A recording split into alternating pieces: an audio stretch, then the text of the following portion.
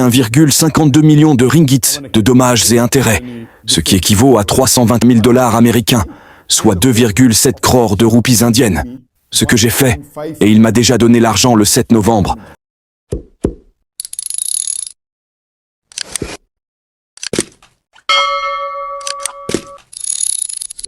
Au Nigeria, en novembre 2023, n'est-ce pas de l'ostentation et de l'extravagance? Nous vous aimons pour votre dawa, pas pour votre luxe et votre extravagance. C'est une question très importante. Elle fait référence à ma tournée de conférences au Nigeria, du 29 octobre au 10 novembre. C'était pendant environ 2 semaines. Et cette tournée de conférences a été un grand succès. Et je me souviens avoir posté 2 fois sur les réseaux sociaux que j'avais voyagé en jet privé de Sokoto à Ilorin une fois, et une deuxième fois d'Ilorin à Abuja. Et quand j'ai posté cela sur mes réseaux sociaux, sur Facebook, sur Instagram, etc., il y a eu des milliers de commentaires et, alhamdoulilah, la plupart disaient « Masha'Allah, qu'Allah vous récompense, vous faites un excellent travail, qu'Allah vous bénisse, qu'Allah vous donne plus d'intentions sincères ». Plus de 99% des commentaires étaient tous positifs. Il y a eu quelques rares commentaires, peut-être 0,001 des milliers de commentaires reçus, très peu nombreux, qui disaient « Pourquoi postez-vous que vous voyagez en jet privé? N'est-ce pas de l'extravagance? Quel est le but ?» Et c'est la raison pour laquelle j'ai choisi cette question quand elle a été posée. Allah dit dans le Coran, dans la sourate Al-Baqarah, chapitre 2, verset 271, que lorsque vous donnez la charité et que vous annoncez la charité que vous avez donnée, c'est bien. Mais lorsque vous faites parvenir votre charité aux pauvres en secret, c'est mieux. Allah dit donc que lorsque vous donnez la charité, vous pouvez la garder secrète. Comme le dit le hadith, quand ta main droite donne, que la main gauche ne le sache pas, c'est bien. Mais cela ne signifie pas qu'annoncer n'est pas permis. Selon votre objectif, si votre objectif est de vous montrer, alors annoncer n'est pas bien. Mais si votre objectif est d'encourager les autres, lorsque vous donnez la charité et que vous l'annoncez et encouragez les autres, c'est bien. Parce que votre intention principale est que d'autres personnes participent aussi à la charité, que d'autres personnes obtiennent de la récompense divine. Donc, si votre raison d'annoncer votre charité est de vous montrer, genre, d'accord, j'ai donné la charité, ce n'est pas bien. Mieux vaut se taire. Mais si vous annoncez pour que plus de gens se joignent, alors il est préférable d'annoncer que de garder le silence. Et c'est la raison pour laquelle vous savez peut-être que, juste 2 semaines plus tôt, j'ai gagné un procès contre un des politiciens. C'est l'ancien vice-ministre en chef 2e de Penang. J'ai gagné un procès contre lui quand il m'a diffamé et publié des articles contre moi. Et le tribunal de Malaisie m'a accordé 1,52 million de ringgits de dommages et intérêts, ce qui équivaut à 320 000 dollars américains, soit 2,7 crores de roupies indiennes.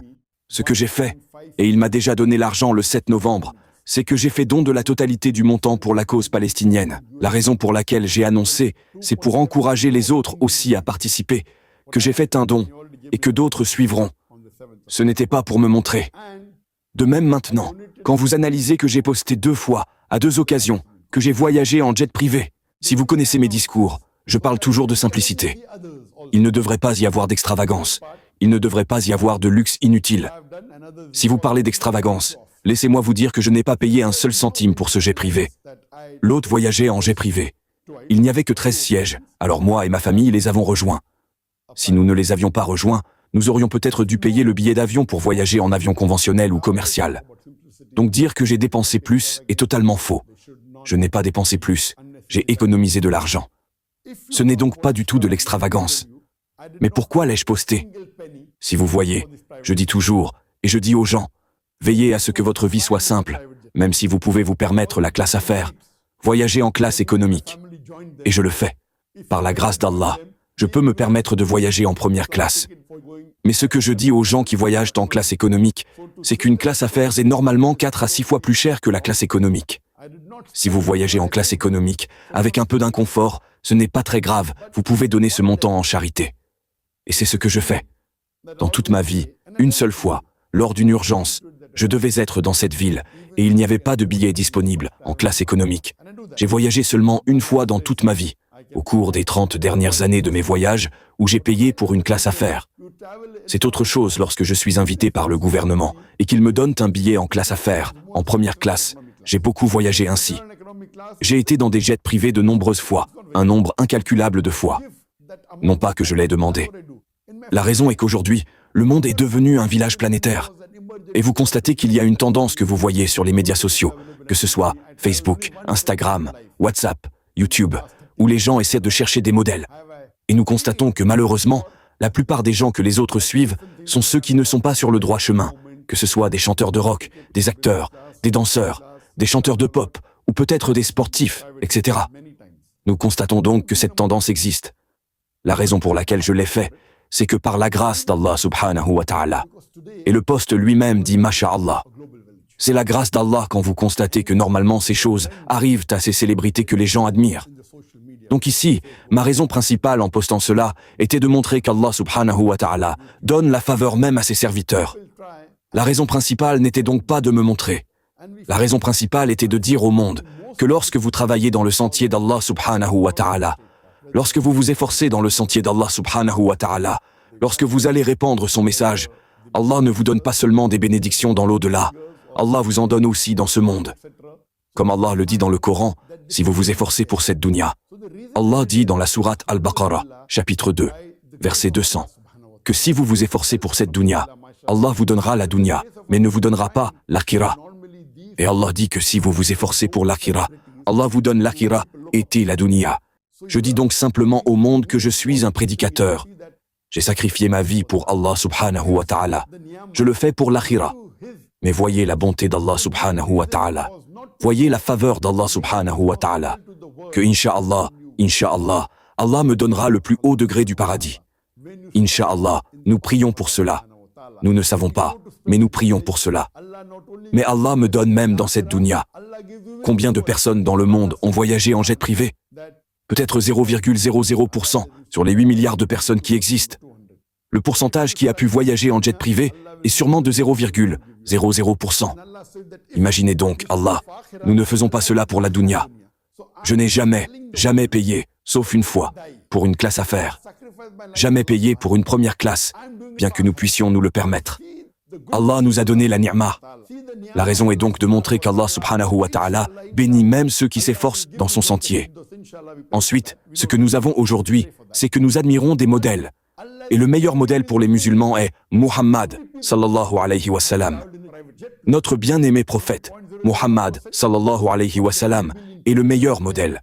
Et après cela, les autres prophètes. La deuxième catégorie de modèles sont les califes bien guidés. Ils sont les deuxièmes, après les prophètes, Muhammad, sallallahu alayhi wa sallam. D'abord, puis les autres prophètes. Ensuite, nous avons les sahaba. Ces modèles appartiennent au passé. Ensuite, nous avons des modèles du passé récent. Ensuite, nous avons les modèles qui sont vivants. La raison pour laquelle nous voyons aujourd'hui est que cela s'est produit dans le passé. D'accord, nous savons, concernant la réponse précédente, que nous savons qu'Allah a donné la victoire aux gens qui étaient faibles dans le passé. Qu'en est-il aujourd'hui? Cela s'est produit peut-être il y a 1400 ans, 1000 ans, peut-être quelques milliers d'années, en parlant de Daoud alayhi salam et Goliath, en parlant de la bataille de Badr. Mais Allah a donné des exemples. Même nous connaissons les talibans. Pendant plus de 20 ans, le pays le plus riche, le pays le plus puissant du monde, les États-Unis, a essayé de les détruire. Ils ont dépensé plus d'1 billion de dollars. Mais pourtant, les talibans étaient parmi les plus faibles du monde. Ils ont été victorieux. Nous voyons donc ici que c'est un exemple que les gens s'efforcent dans la voie d'Allah subhanahu wa ta'ala. Nous ne recherchons pas le luxe, mais Allah vous le donne. Le but pour moi était donc juste de montrer la faveur qu'Allah a donnée à une personne qui marche dans ce sentier. Et la raison pour laquelle j'ai dit que nous avons voyagé dans une voiture blindée avec des gardes du corps. Vous pouviez voir qu'il y avait un nombre incalculable de gardes du corps au Nigeria. Non pas que quelqu'un allait m'attaquer. Alhamdulillah, les gens au Nigeria m'aiment. Mais c'est un protocole. Non seulement ils accordent ce protocole aux chefs d'État, etc., mais même à un da'i. Je me souviens quand je suis allé en Gambie, le respect que le président de la Gambie m'a accordé. Son chef du protocole principal a dit « Le protocole que vous avez eu, même les chefs d'État ne l'obtiennent pas. » Je suis allé en Indonésie, et j'ai pu voir qu'à mon atterrissage, quand je suis arrivé à mon hôtel, tous les 50 mètres, il y avait un policier. Donc, depuis le moment où j'ai atterri jusqu'à ma destination, c'est-à-dire l'hôtel, il y avait des centaines ou des milliers de policiers dans les rues. J'ai été choqué. Jamais, Jamais je n'ai eu un tel protocole avec des policiers tous les 25, 50 mètres sur tant de kilomètres. J'ai été choqué. C'est donc leur amour. C'est donc une faveur d'Allah subhanahu wa ta'ala. Ceci provient de la grâce de mon Seigneur. Pour montrer au monde que vous vous efforcez dans la voie d'Allah subhanahu wa ta'ala, Allah vous donne l'honneur. Nous avons les célébrités, ces pop stars, les chanteurs, 1 million de followers, 5 millions, 10 millions, 20 millions de followers. Allah subhanahu wa ta'ala peut aussi donner à un prédicateur des millions de followers, que ce soit sur Facebook ou sur YouTube. Donc quand nous disons « Hada min fadli Rabbi », que sur mon Facebook il y a 23,7 millions de followers, il n'y a aucun orateur religieux anglophone dans le monde, qu'il soit hindou, chrétien ou musulman, à qui Allah ait donné plus de 23 millions de followers. Et alhamdulillah, c'est une bénédiction d'Allah subhanahu wa ta'ala. Ce n'est pas pour se montrer, c'est pour montrer que vous vous efforcez dans la voie d'Allah subhanahu wa ta'ala. Allah ouvre les chemins. Donc, quand j'ai posté des photos de moi voyageant en jet privé, ce qu'un petit pourcentage, 0,00% des gens dans le monde ont fait, ou ayant une voiture blindée avec tant de sécurité, c'est un honneur, c'est un protocole. La raison était donc de montrer au monde l'honneur qu'Allah vous donne dans ce monde et dans l'akhira. C'est donc pour donner une indication aux musulmans que vous vous efforcez dans le sentier d'Allah subhanahu wa ta'ala. Vous vous efforcez pour l'akhira. Allah vous donnera l'akhira et cette dunya aussi. C'était donc mon seul but. C'est la raison pour laquelle plus de 99% des commentaires disaient « Masha'Allah », qu'Allah vous accorde plus. Ils ont compris la raison. Il y a peut-être peu de gens comme le questionneur qui l'ont posé. Quel était le but? Ils ne comprennent pas la sagesse, parce que je dis toujours, et je dis qu'une personne devrait avoir un profil bas, et je leur dis qu'Allah m'a béni même dans cette dunya. Mais malgré cela, nous gardons un profil bas. Et j'ai dit cela de nombreuses fois dans mes conférences, que je possède une voiture Toyota Innova. C'est le maximum. J'ai dit que je ne pouvais pas acheter une voiture plus chère que cela. Pourquoi? Eh bien, je pense qu'au-delà de cela ne serait pas bien. Ce n'est pas haram. Allah m'a béni.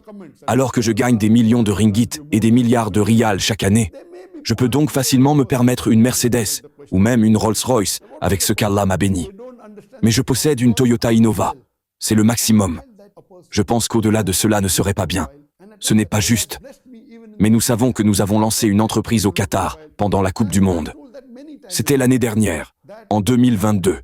Et nous avons lancé une société de location de voitures de luxe au Qatar pour la Coupe du Monde. Et il se trouve que c'était la plus grande société de location de voitures de luxe. Et par la grâce d'Allah, nous possédions 134 voitures de luxe, des meilleurs modèles, de Rolls-Royce, Lamborghini, Bentley, Bentley Flying Spur, Bentayga, Maybach, Mercedes S, 450. Nous avions la Porsche. Alhamdulillah, c'est pour les affaires. Imaginez, la voiture la moins chère que j'avais dans ma société, Peace Rent-A-Car qui était là, la voiture la moins chère était 3 fois plus chère que la voiture que je possède pour mon usage privé. Innova, Toyota. 3 fois plus chère. À tel point que lorsque je suis allé voir ma fille au Qatar, j'ai pris la voiture la moins chère. C'est une Mercedes classe E, E200, la voiture la moins chère de ma flotte. Parce que louée à l'extérieur, je devais payer de l'argent. Elle était disponible.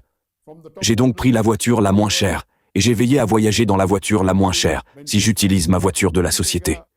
J'aurais pu voyager dans les meilleures voitures. Et maintenant j'ai acheté une voiture encore moins chère, pour que si je conduis, ce soit une voiture moins chère. Mais quand un prédicateur vient, et j'ai fait en sorte que maintenant que la Coupe du Monde est terminée, l'entreprise n'est plus vraiment très lucrative. Mais je l'ai quand même maintenue, pour qu'il n'y ait ni profit, ni perte. Mais en même temps, tout prédicateur qui vient au Qatar, qu'il soit un prédicateur arabophone ou anglophone, s'il est un travailleur islamique, ces voitures sont gratuites pour lui.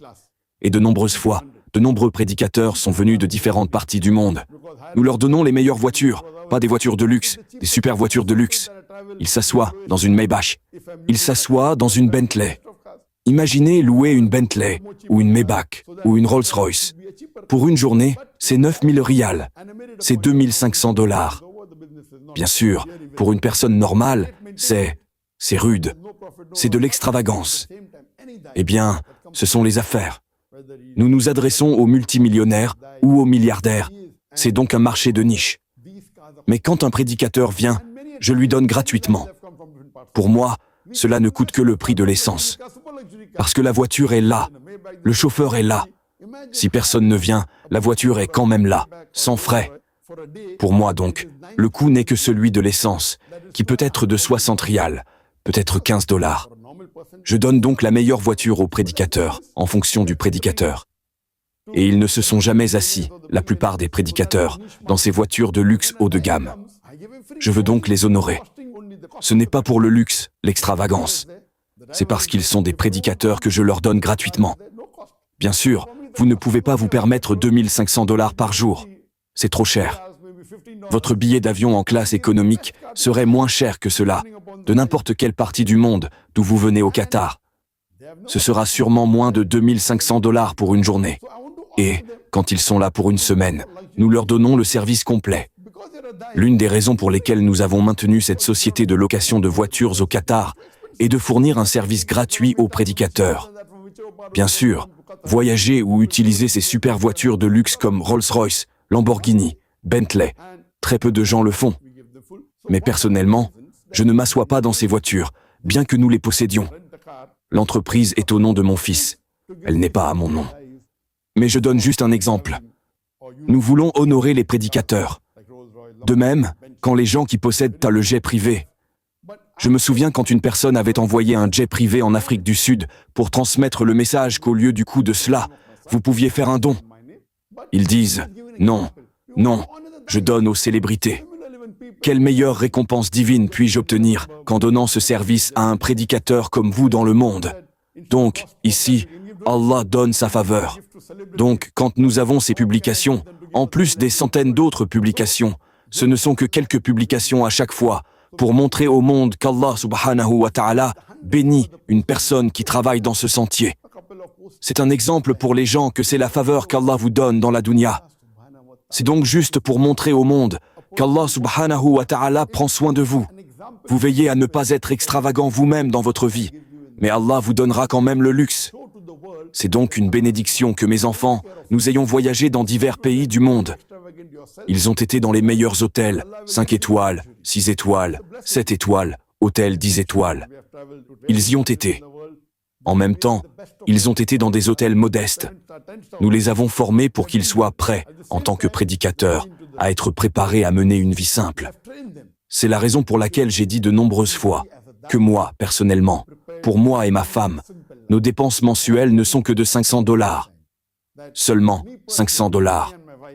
Afin que nous maintenions notre style de vie modeste, mais pour la cause d'Allah subhanahu wa ta'ala. Quand nous voyageons, nous veillons à dépenser dans la voie d'Allah subhanahu wa ta'ala. Et Allah nous donne la faveur. Tout cela est « Hada min fadli Rabbi ». Ceci provient de la grâce d'Allah subhanahu wa ta'ala. L'objectif principal en mettant ces publications, que ce soit les jets privés, ou la sécurité, ou la voiture blindée, est de montrer qu'Allah bénit ses serviteurs. J'espère que cela répond à la question.